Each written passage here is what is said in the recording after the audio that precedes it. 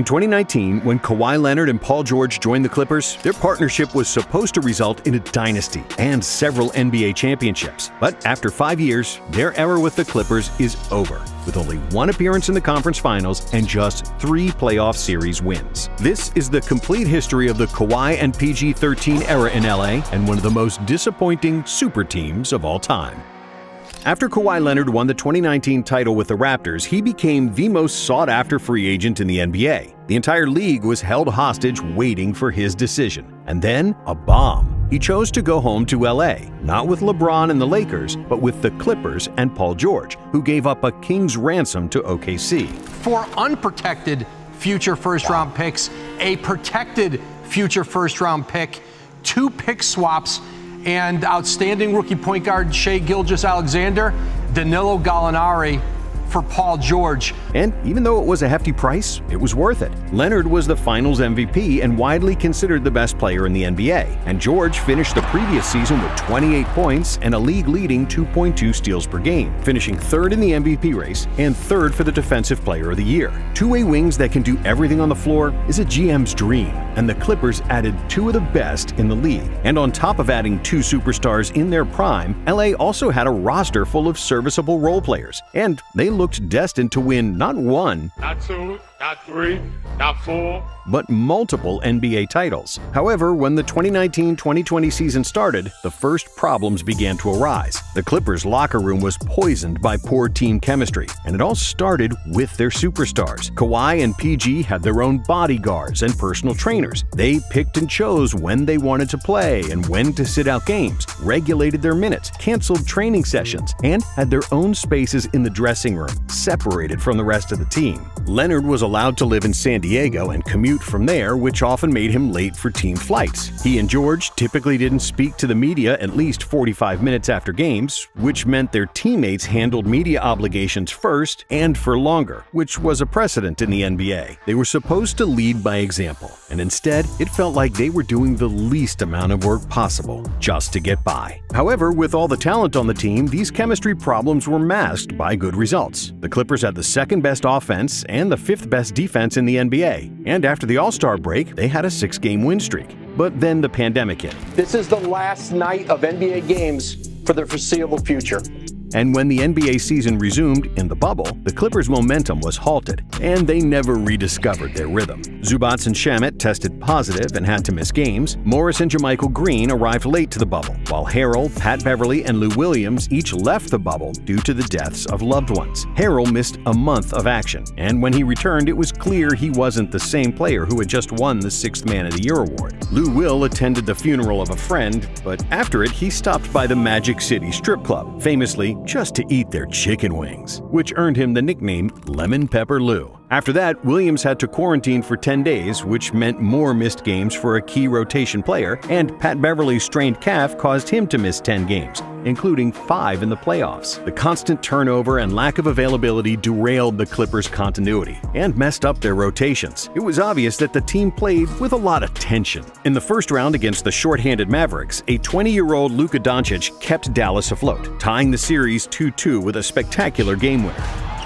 Doncic pulls up, 3-pointer. Bang! Bang! It's good! Doncic wins the game at the buzzer! However, without the injured Porzingis and a poor perimeter defense, Luka couldn't do it all by himself, and the Clippers advanced. In the second round against the Nuggets, it looked like the Clips finally found their stride, as they held a 3-1 series lead after 4 games. But then, abomination. In Game 5, the Clippers had a 15-point lead at the half, only to squander it all and lose the game in the clutch. In Game 6, LA had a 16-point lead at the half, but they fell apart even more terribly in the second, as Denver outscored them 64-35 in the last 2 quarters, with George and Leonard shooting 6 for 21 from the field. Twice now, 2 games in a row where they have squandered 16-point leads. And then in Game 7, the Clippers again had a halftime lead, But once again, they were MIA in the deciding moments, playing with no sense of urgency and looking like they didn't even want to be on the court. PG shot 4 of 16 in the game, while Kawhi was only slightly better with 6 for 22 shooting. Together, they scored only 24 points with the season on the line, and in the end, Denver convincingly won the game by 15 points. George, who had given himself the nickname Playoff P, was mockingly called Way Off P. Way Off P summed up the Clippers. What you saying, Way Off P? Hopes in one shot. And he was the main player at blame for the loss. However, an even bigger reason for the fiasco was Doc Rivers, who became the first coach in NBA history to fumble 3-3-1 leads in his career due to his inability to make proper adjustments and create better spacing with smaller lineups. He got fired. Skip, someone had to pay for this. This was an epic failure. And when you put two superstars together, you mortgage your future. The results need to be immediate. After their season was over, several Clippers cited a lack of team chemistry for the loss. I think a lot of the issues that we ran into, talent bailed us out. Chemistry, it didn't. In this series, it failed us. After the departure of Rivers, the Clippers promoted his assistant, Ty Lue, as the next head coach. And even though they lost Harrell and JaMychal Green in free agency, they replaced them with Serge Ibaka, Luke Kennard, and Nicolas Batum, which made them even more talented and versatile. When the 2021 season started, Ty Lue's signature was clearly visible in the offense. He emphasized spacing, small ball lineups, and ball movement, which reduced the number of isolations and increased the pick and roll.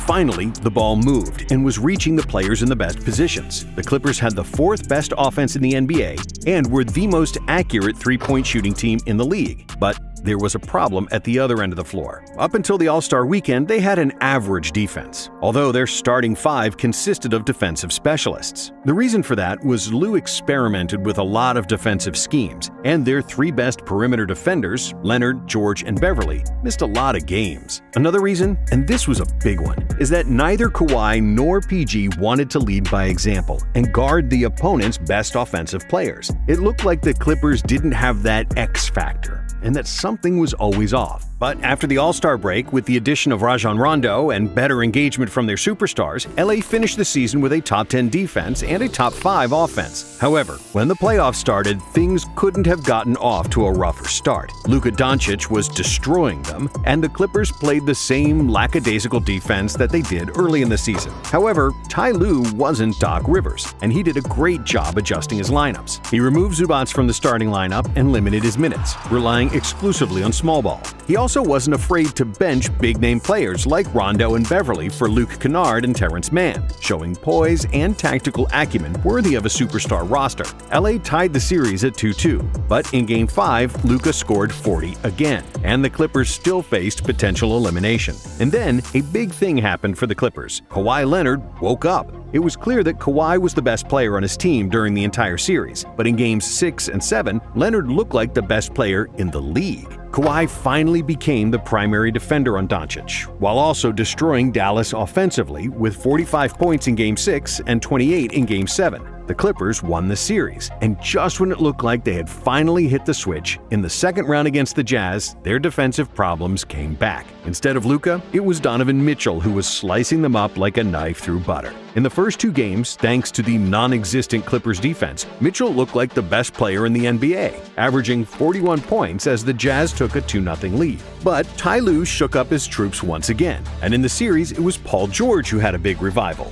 In Games 3 and 4, both Kawhi and PG scored over 30 points, something they had only done 4 times in their first 2 seasons. The Clippers evened the series, but they paid a disastrously hard price to do so because Kawhi tore his ACL, which meant his season was over. But thanks to George's 37 points in Game 5 and Terrence Mann's career-high 39 points in Game 6, LA still managed to win the series and advance to the conference finals, which was their first time reaching the West Finals in their 51-year franchise history. However, without Kawhi, the Clippers had no chance against the Suns, who defeated them 4-2 and advanced to the finals. This was supposed to be their year, and if Kawhi didn't get hurt, the Clippers looked ready to go all the way. And then, In 2022, Kawhi was nursing his knee injury and was ruled out for the season, while PG battled injury problems of his own, playing in just 31 games. Without their two best players, the Clippers still had a positive record, securing the 8th seed, which used to guarantee you a spot in the playoffs. But because there was now a play-in tournament, LA still had to win one more game to make the postseason. And even though they were close, the Clippers lost to Minnesota and then to the Pelicans, and were eliminated. It was now 3 years since the arrival of George and Kawhi, and 3 years of disappointment. 3 wasted seasons is a lot in the life of a franchise, and it often means the closing of a championship window. However, thanks to capable management and the richest owner in the NBA who looks at the luxury tax like it's peanuts, the Clippers had another chance. For the 22-23 season, they put together a roster worth $197 million, thus becoming the most expensive team in the history of the NBA. The Clippers had the deepest and most versatile roster in the league, and even more so after the mid-season addition of Russell Westbrook. The Clippers also had 7 wings on the team, which is essential in the modern NBA because they provide flexibility and can switch on almost any player. Perimeter defense, help side defense, rim protection, shooting, ISO scoring. The Clippers really had it all. All except for health, that is. Less than a month before the playoffs, Paul George was ruled out for the season with a knee injury. Kawhi, who now traditionally missed nearly half the regular season, was finally healthy for the playoffs. And in Game 1 against Phoenix, the Claw again looked like the top 5 player in the NBA. With 38 points, 5 assists, and 5 rebounds, he was absolutely unstoppable, looking ready to lead his team to victory, even without PG. In Game 2, Leonard scored 31 points, with 8 boards and 7 dimes, but the Suns tied the series. Throws it alley. Hayden puts it down. And then another knee injury. We have breaking news. Kawhi Leonard has been ruled out of this pivotal Game 3 in Los Angeles. Without both their superstars, LA fought hard, but they lost the next 3 games and had to suffer through another bitter disappointment. But before the 2024 season, with Steve Ballmer always ready to open his checkbook, the Clippers added another superstar. After a drama-filled breakup with Daryl Morey and the Sixers, James Harden wanted to come home to LA. And the Clippers wanted him too, even though he wasn't cheap. The Clippers, they received James Harden, PJ Tucker, Philip Petrusev for Marcus Morris, Robert Covington, Nick Batum, KJ Martin, 2 firsts, 2 seconds, and a pick swap. You got all that? But Harden was still one of the best players in the league. Or was he? By mid-November, the Clippers were in the middle of a 6-game losing streak. Their offense looked discombobulated, and Harden seemed completely out of place. But then Ty Lue gave the Beard much more freedom and ball-handling duties, putting the keys of the offense in Harden's hands. And soon, everything clicked into place. The team that was making the fewest passes and fewest wide-open shots became the 4th most efficient offense. Harden looked like a maestro, orchestrating other superstars to perfection, and LA seemed virtually unbeatable. From December 2nd to July 5th, the Clippers produced the most consistently dominant and sustained stretch of the Leonard-George era, going 26-5 and briefly rising to first place in the Western Conference. At the All-Star break, their record was 36-17, the franchise's best winning percentage at that point in the season in 11 years. With Harden handling the ball, the Clippers' pick-and-roll game with center Ivica Zubac looked better than ever. Harden on the break, back to Zubac.